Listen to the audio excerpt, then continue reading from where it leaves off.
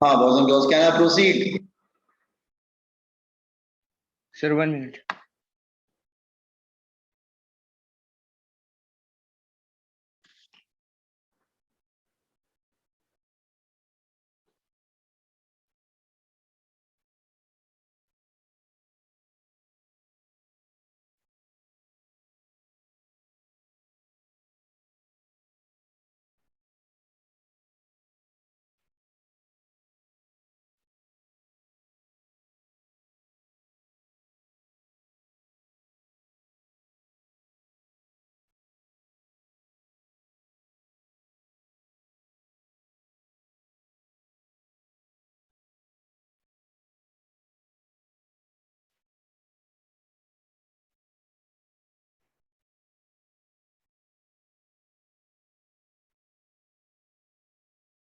Okay. Now, see here. तो मतलब हमें समझ में आ गया कि इसके साइड में हमको नहीं मिलता है। लुक हियर, तो हमारे पास अगर रिकंबाइन कर दे तो इसका मतलब क्या हो जाएगा? Magnetic field is proportional to what? I dl sin थीटा अपॉन आर स्क्वायर। अब प्रोपोर्शनल का साइन जाता है तो हमको मिलता है कांस्टेंट। कांस्टेंट ध्यान से समझो, C b is equal to constant मिलता है म्यू नॉट अपॉन 4 पाई। ये म्यू नॉट अपॉन 4 पाई, एक सेकंड रुको, लेट राइट कांस्टेंट के फर्स्ट। कांस्टेंट के फर्स्ट आई dl sin थीटा अपॉन आर स्क्वायर।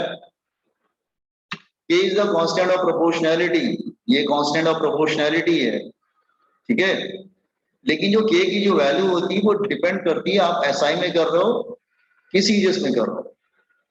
वैसे तो हम लोग सीजीएस में ही करेंगे हमेशा, तो सीजीएस में इसकी वैल्यू 1 होगी, लेकिन सीजीएस में हम कभी करेंगे नहीं, तो हम करेंगे SI, क्योंकि हम तो एम्पियर लेंगे ना, हम बाय आउट थोड़ी ना लेंगे, क्योंकि सीजीएस यूनिट बाय आउट होती है, SI यूनिट तो एम्पियर होती है, तो हम एम्पियर में करते हैं ना, बाय आउट में नहीं करते। तो इसका वैल्यू होता है mu not upon 4 pi. Actually आपको याद है जैसे हमारा इलेक्ट्रोस्टैटिक में क्या होता है? इलेक्ट्रोस्टैटिक जैसे इलेक्ट्रोस्टैटिक में हमारा कांस्टेंट क्या था? 1 अपॉन 4 पाई एप्सिलॉन नॉट, ये था ना, वही है। बस यहाँ पे एप्सिलॉन नॉट जो है ना, देखो ध्यान से, इलेक्ट्रोस्टैटिक का जो एप्सिलॉन नॉट है ना, वो यहाँ पे 1 अपॉन म्यू नॉट में कन्वर्ट हो जाता है टू अकाउंट द मीडियम, तो म्यू नॉट ऊपर चला जाता है, ठीक है। तो इसकी वैल्यू होती है that is equal to 10 raise to -7, 10 raise to -7 weber upon ampere metre, ये भी यूनिट होती है। या और लिख देना, और करके जैसे और टेस्ला वेबर, नहीं टेस्ला वेबर मीठा, वेबर पर metre square, tesla metre upon ampere, ये भी बन सकती है इसकी यूनिट, ठीक है। तो वहां पे एप्सिलॉन नॉट क्या होता था? इलेक्ट्रोस्टैटिक में अगर वापस जाते हैं तो वहां पे एप्सिलॉन नॉट क्या था? कि परमिटिविटी ऑफ फ्री स्पेस। तो यहाँ पे म्यू नॉट क्या होता है? यहाँ पे म्यू नॉट होता है दैट इज इक्वल टू, पर वहां पे परमिटिविटी वर्ड यूज करते हैं, यहाँ पे परमिएबिलिटी वर्ड यूज करते हैं, permeability of free space, permeability of free space. ऐसा क्यों करते हैं? क्योंकि ये सब जो फोर्सेस है ना, magnetic force, electric force, actually ना ये डिपेंड करते हैं सराउंडिंग मीडियम पे। तो मीडियम को अकाउंट करने के लिए हमको ये सब कांस्टेंट लगाने पड़ते हैं, क्योंकि जैसे ग्रेविटेशनल फोर्स में ऐसा कुछ नहीं होता था, क्योंकि ग्रेविटेशनल फोर्स मीडियम पे डिपेंड नहीं करता था। बट यहाँ पे ऐसा नहीं है, मैग्नेटिक फोर्स और electrostatic force it depends on the medium. इसलिए कांस्टेंट इंक्लूड करना जरूरी हो जाता। तो परमिबिलिटी ऑफ फ्री स्पेस, ठीक है, क्रॉस मल्टीप्लाई करेंगे तो म्यू नॉट की वैल्यू कितनी होगी, 4 पाई 10⁻⁻7 वेबर अपॉन एम्पियर मीटर, ठीक है। तो रिमेंबर दीज थिंग्स, ये काफी इंपॉर्टेंट बातें हैं जो हमें ध्यान रखना पड़ेगा कि कांस्टेंट क्या है, उसकी वैल्यू क्या है, सीजीएस में क्या वैल्यू होती है, एसआई में क्या वैल्यू होती है। सीजीएस का हम लोग यूज करते नहीं है, हम एसआई यूज करते हैं, ठीक है। तो अगर हम वापस आते हैं जैसे in SI system and in vacuum, SI system and in vacuum, तो हमारा मैग्नेटिक फील्ड का फॉर्मूला क्या हो जाता है, that is dv is equal to mu not upon 4 pi, dv लगा देना, स्मॉल मैग्नेटिक फील्ड ले रहे हैं, IDL sine theta upon R square. तो ये हमारा काफी इंपॉर्टेंट फॉर्मूला हो गया जो हमें बायोट सावर्ट ने मिलके और भी साइंटिस्ट थे जिन्होंने कंट्रीब्यूट किया था इसको, और फाइनली एक फॉर्मूला निकाल के दिया। अब इस फॉर्मूले की हेल्प से हम क्या कर सकते हैं, मैग्नेटिक फील्ड कैलकुलेट कर सकते हैं due to current carrying wire. Competence this one also, तो कांस्टेंट याद करना पड़ेगा, एग्जाम में कांस्टेंट नहीं देगा, mu not upon 4 pi that is 10⁻⁻7, you have to learn this constant हमेशा। अब आगे से ध्यान रखें, इलेक्ट्रोस्टैटिक का जो एप्सिलॉन नॉट होता है यहाँ पे आगे 1 अपॉन म्यू नॉट में कन्वर्ट हो जाता है, तो फॉर्मूले वैसे ही डेवलप होंगे फिर।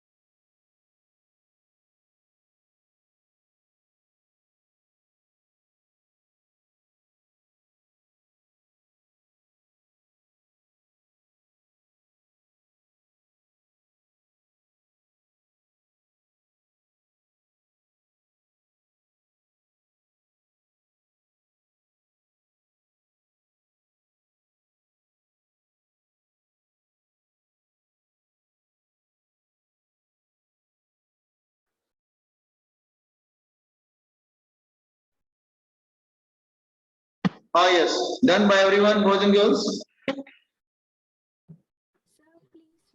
अच्छा, सो आपको टोटल मैग्नेटिक फील्ड कैसे, हाँ यस, ठीक है, मैं लिख, आप लिखते रहिए, मैं नीचे बता रहा। Total magnetic field to whole wire, तो आपको इंटीग्रेट करना पड़ेगा, remember you have to integrate. तो total magnetic field due to whole wire,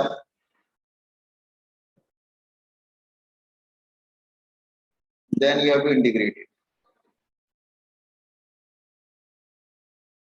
that is integration of mu naught upon 4 pi, वो बाहर चला जाएगा, mu naught upon 4 pi तो कांस्टेंट है, that will go out,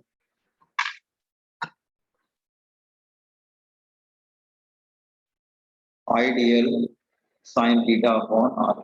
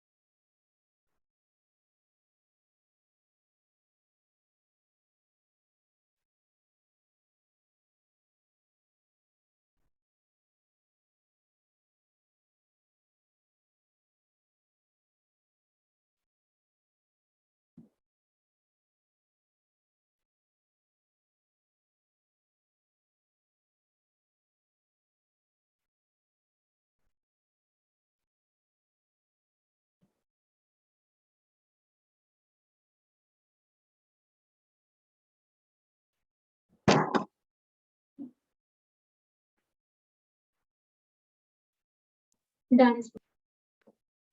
no,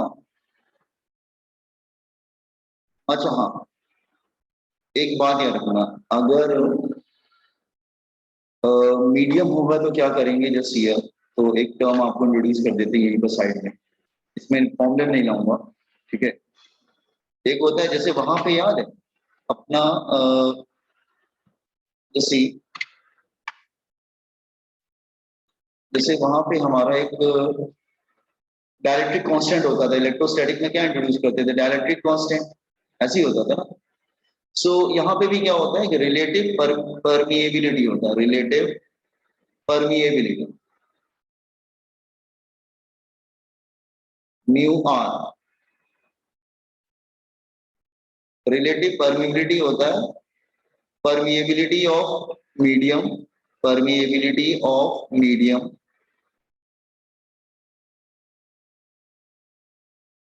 upon permeability of free space, permeability of free space,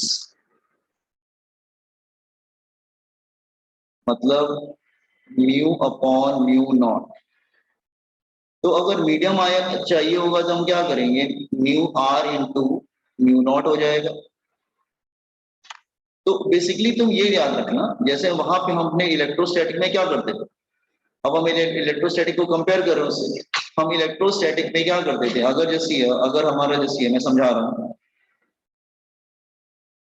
अगर electrostatic में vacuum होता था तो हम क्या करते थे, हम यूज करते थे एप्सिलॉन नॉट। तो यहाँ पे क्या यूज करते हैं, म्यू नॉट। लेकिन अगर मीडियम हो जाएगा तो हम लोग क्या करते थे, उसको के से मल्टीप्लाई कर देते थे, यही होता था ना, के से मल्टीप्लाई कर देते थे, के एप्सिलॉन नॉट। तो यहाँ पे क्या होगा, के की जगह के एप्सिलॉन नॉट, या फिर इसको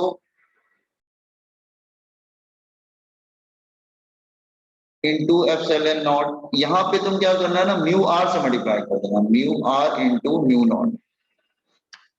तो वहां पे जो के से मल्टीप्लाई करते थे बेसिकली, हम यहाँ पर उसको म्यू आर से मल्टीप्लाई करते, ठीक है।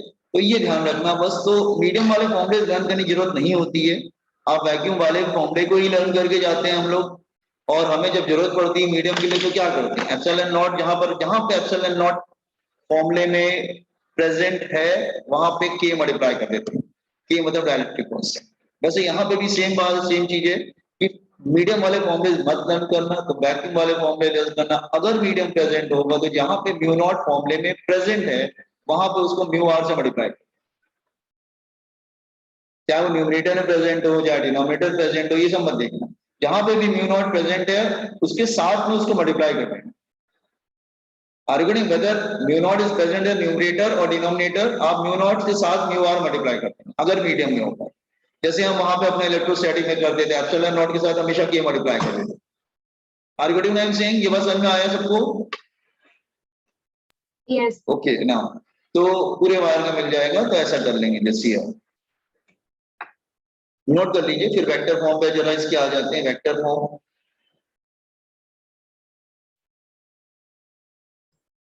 स्केलर फॉर्म क्या है, एक minute, scalar form dv is equal to mu naught upon 4 pi I dl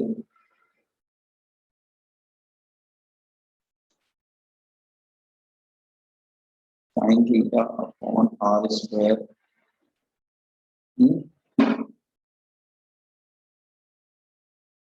ये हमारा current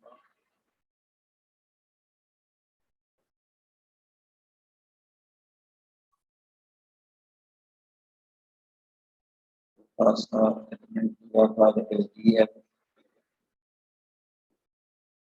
and this is r, there is a small magnetic field यहाँ पे क्रॉस था db, और ये क्या था, एंगल थीटा, ऐसी था, this is a wire. So I am coming to next one this year। आपने वो रिलेटिव परमिटिविटी लिख लिया ना?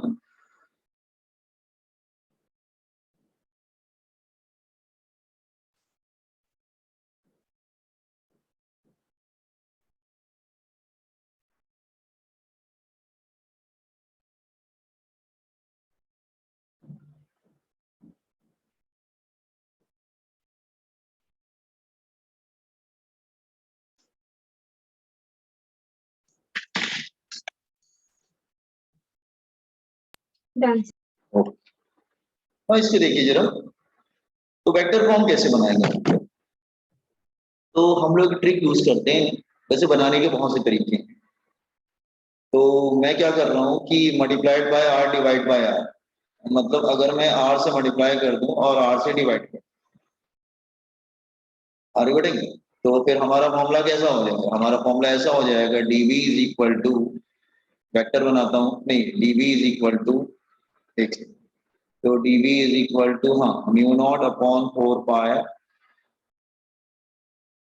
आई dl into R sine theta upon R cube.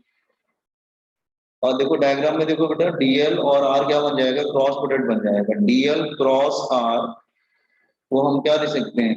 dl into R sine theta, cross product होता है ना, we will use the cross product, ठीक है, क्रॉस प्रोडक्ट हम लोग यूज कर लेंगे दिस वन हियर, ठीक है। सो इसका मतलब यहाँ पे भी देखो, इसमें सारे फॉर्मूलेस क्रॉस प्रोडक्ट के ही आ रहे हैं। हमने Fleming left hand rule use किया था, वो सब क्रॉस प्रोडक्ट पे था, करेक्ट, सब यहाँ पे मतलब मैक्सिमम फॉर्मूलेस जो हैं, मैक्सिमम क्या, almost all the formulas are cross product, 3D में चलता है पूरा, ठीक है। तो इसको हम लिख सकते हैं, मैग्नेटिक फील्ड पर अगर लिखेंगे तो we will write like this way, कि मैग्नेटिक फील्ड वेक्टर बनाते हैं इसको, म्यू नॉट अपॉन 4 पाई तो कांस्टेंट है, करंट को कभी वेक्टर बना नहीं पाते हम लोग, इसको हम लोग लिख देंगे डीएल क्रॉस आर। वैसे डीएल का डायरेक्शन करंट के डायरेक्शन में ही है, डायरेक्शन ऑफ करंट, ठीक है, अपॉन आर क्यूब, ठीक है। तो वेक्टर फॉर्म में नीचे आर क्यूब आ जाता है, ध्यान रखना, अगर वेक्टर फॉर्म यूज कर रहे हो, इज इट क्लियर? तो this is vector form, remember this one, vector कल समटाइम न्यूमेरिकल हम वेक्टर फॉर्म में ही करना पड़ता है, ये बात ध्यान रखना।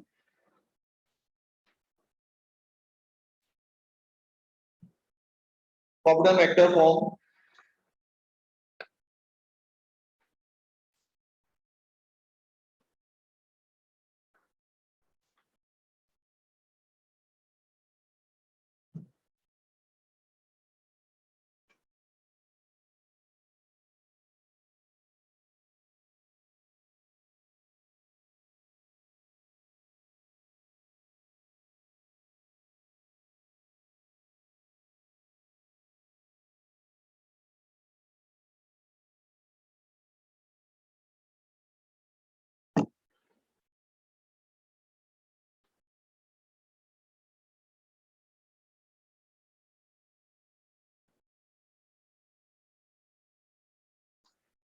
I will take one question, तब तक वो लिख लीजिए, a small current element, vector form बता रहे हैं कैसे यूज होगा, small current element of length 1 centimetre, ये डीएल हो गया, and current 10 ampere, and current 10 ampere is placed at origin, placed at origin at, along x-axis, along x-axis, along positive x-axis, calculate the magnetic field, calculate magnetic field at this year, हम ले लेते हैं कुछ points, 5 metre comma 0, एक और point ले लेते हैं, 3 मीटर कॉमा 4 मीटर, एक और पॉइंट ले लेते हैं, एक याद करके बताएंगे, बाकी तुम अपने से कंप्लीट करना, that is 0 comma let's say 5 metre, ऐसे एग्जांपल ले लियो। अच्छा, ऊपर वेक्टर फॉर्म लिख लिया everybody? Yes sir. Okay, now look here. Yes sir. अच्छा, सपोज कर लो कि ये जो है ना, दिस वन हियर, ये x ले लेते हैं, ये y ले लेते हैं, और तुम्हारा जो वायर है वो यहाँ पे रखा हुआ है,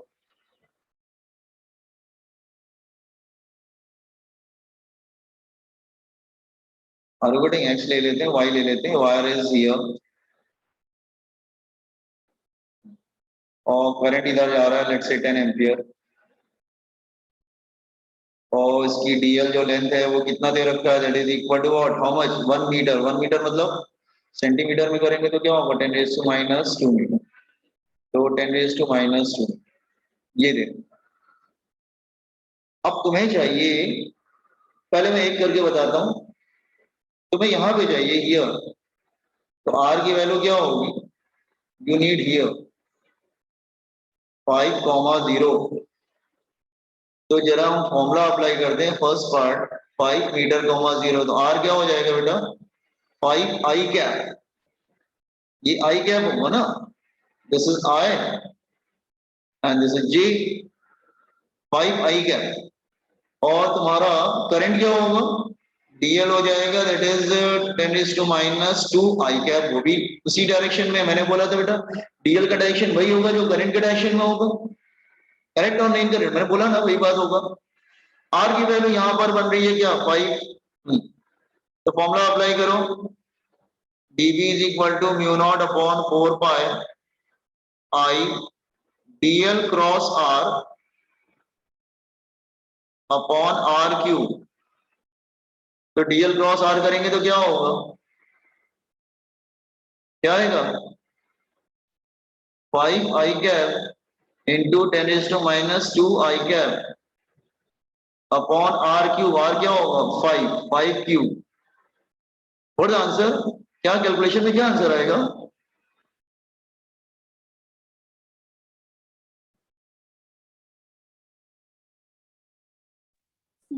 Zero. 0 आएगा। अच्छा हाँ, आई क्रॉस आई 0 होगा, तो आंसर विल बी 0।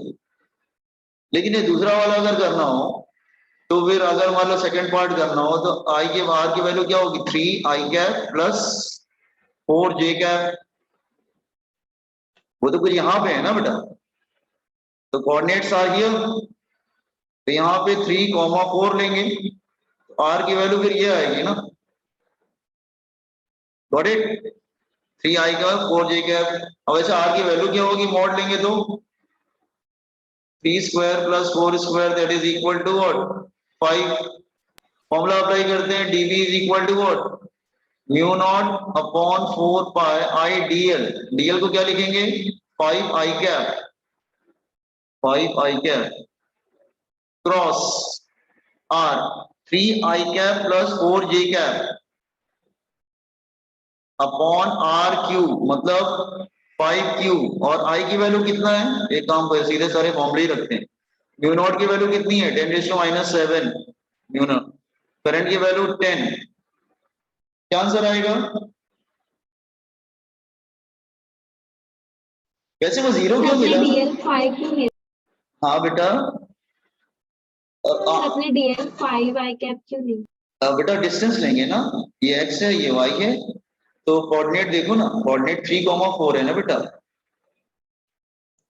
तो ये डिस्टेंस 3 होगा और ये डिस्टेंस 4 होगा, तो यूजिंग पाइथागोरस थ्योरम ये डिस्टेंस कितना आएगा 5 आएगा ना, ट्रिपलेट बन रहा है ना, इसलिए वो r 5 होगा ना, ट्रिपलेट बन रहा है, 3,4 is here somewhere, point P is here. So अच्छा पहला वाला 0 क्यों मिला, क्योंकि आपको मालूम है magnetic field is 0 along the axis of y, magnetic field is 0 along the axis of y, तो वो तो अब कैलकुलेट करने की जरूरत ही नहीं थी तुम्हें, एक्सिस के along तो 0 ही मिलता है ना, ठीक है, 0 along the axis of y, 0 along axis of y,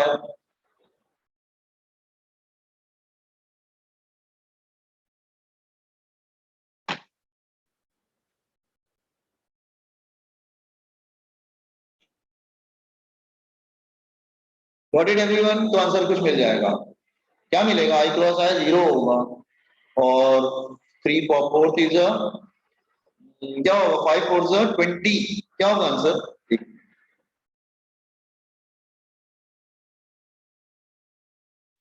10⁻⁻6 upon 125, और ये कितना आएगा 5/4 20, आई क्रॉस जे कितना होता है, yes what is how much I cross J, K cap. I K cap. Cross के कैप आई क्रॉस जे के कैप आएगा, यस के कैप 3D में चला गया देखो,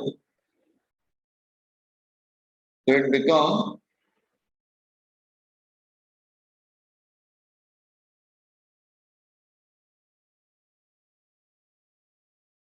two thousand upon 125, that is 10 raised to minus 8 के कैप। तो 2000 डिवाइडेड बाय 125 कितना होगा?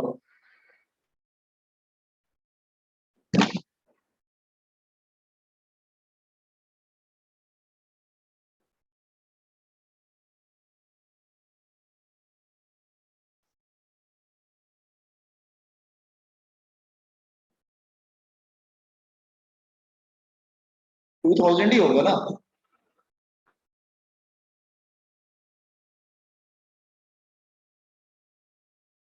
गड़बड़ किया क्या? नहीं नहीं, एक मिनट एक मिनट, डीएल की वैल्यू गलत ले ली हमने, डीएल की वैल्यू गलत ले ली। आप लोग ने बोला नहीं कुछ। डीएल तो तुम्हारा 10⁻² है ना? तो मैंने आपको पूछा था। अच्छा अच्छा, हमें लगा ये नीचे वाला पाइप पूछ रहे हो तुम। ओके, मुझे लगा ये नीचे डिनोमिनेटर में पाइप लिया है ना, वो पूछ रहे हो, इसीलिए वो टेंशन। No, sir. हाँ ओके, तो आंसर क्या आएगा? के तो आएगा, बट 10⁻², 4 इंटू 10⁻², के क्या यार, चलो आ जाएगा तुम लोग का आंसर। ठीक है, इसको वाइंड अप कर दे रहे हैं यहाँ पर आज की मीटिंग। दिस इज 4 इंटू 10⁻², के क्या, तो 4 डिवाइडेड बाय 120, अच्छा 4 डिवाइडेड बाय 125 इंटू 10⁻⁸। तो क्या हो जाएगा? 4 डिवाइडेड बाय 125 कितना होता है? 0.032 इंटू 10⁻⁸।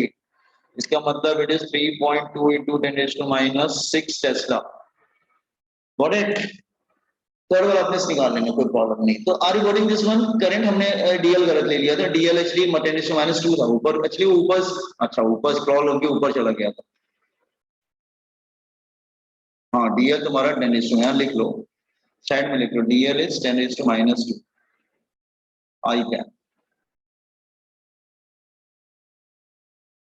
ठीक है, this one I hope everyone understood this Biot-Savart law. तो हम लोग नेक्स्ट टाइम इसका और एप्लीकेशन देखेंगे, काफी इंपॉर्टेंट थ्योरम है ये। ठीक, चलो ठीक है, हम लोग जो है ना,